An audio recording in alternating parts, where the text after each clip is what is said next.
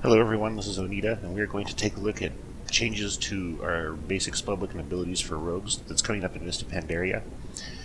These are your spells and abilities that are applicable to every class, regardless of what talent specialization you choose. So first we're going to take a look at the character screen. And as you'll see, we no longer have a spot for a thrown weapon.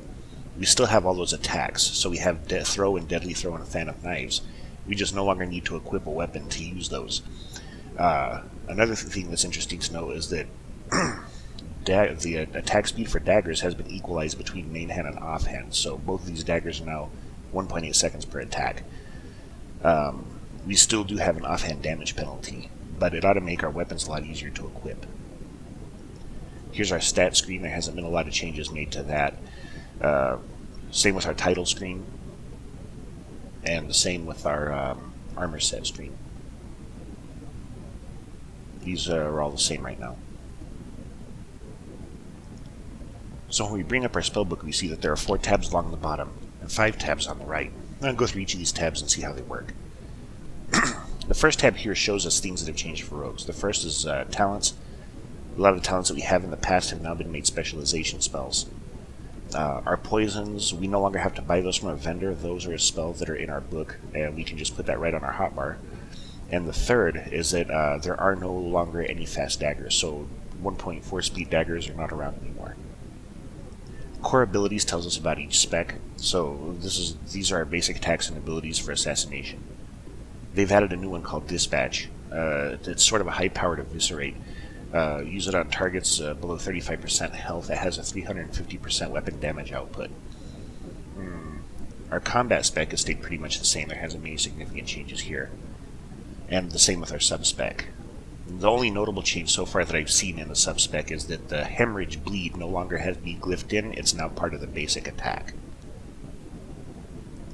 Here's our profession screen. So far there hasn't been any significant changes made to this, and I haven't had a chance to visit the profession vendor yet, so I'm not sure if they've added anything related to the professions into the beta test. Here's our abilities tab. It's broken up into 2 parts. Here's our general, and then our class. So under our general abilities, we still have Cannibalize and Will of the Forsaken, which are both active. Will of the Forsaken removes Charm, Sleep, and Fear effects. And Cannibalize restores 7% to your health and mana every 2 seconds, over 10 seconds. The Forsaken no longer have underwater breathing as a racial passive ability. Instead, they have a DPS heal called Touch of the Grave. Players have been testing this in the beta so far and have found that it's about a 5% heal from direct damage, not spell damage, that procs about every 15 seconds. There's also a talent called Wisdom of the Four Winds. This is your Pandaria flight ability, which you can purchase from the flight trainer at level 90.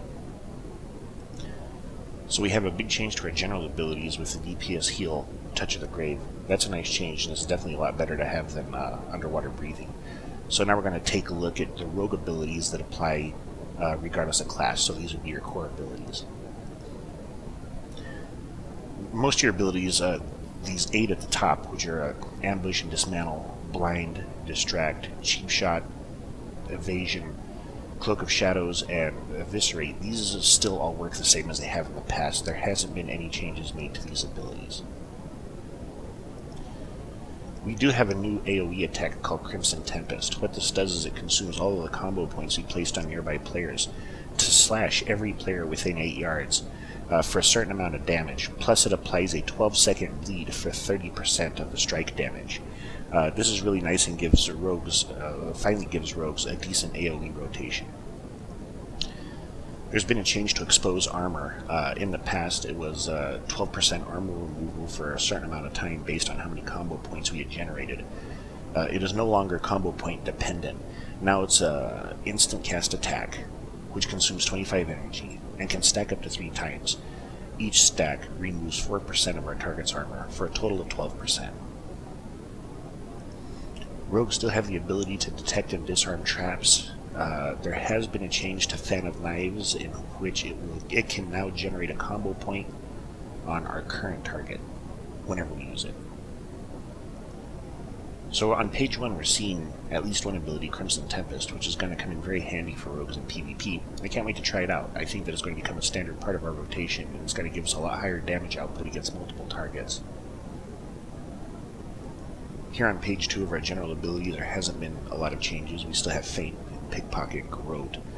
Poisons are now on our spell book. We don't have to buy them from a vendor. And they're divided into 2 categories: lethal, which inflicts damage, and non-lethal, which acts as a utility. You will be able to apply one of each of these poisons at a time. We still have Gouge. Recuperate has been boosted to a full 3%. We also have Kick, Redirect, Kidney Shot, Rupture, Lockpick, and Sap. And right now all of these work the same in Mists of Pandaria as they do in Cataclysm.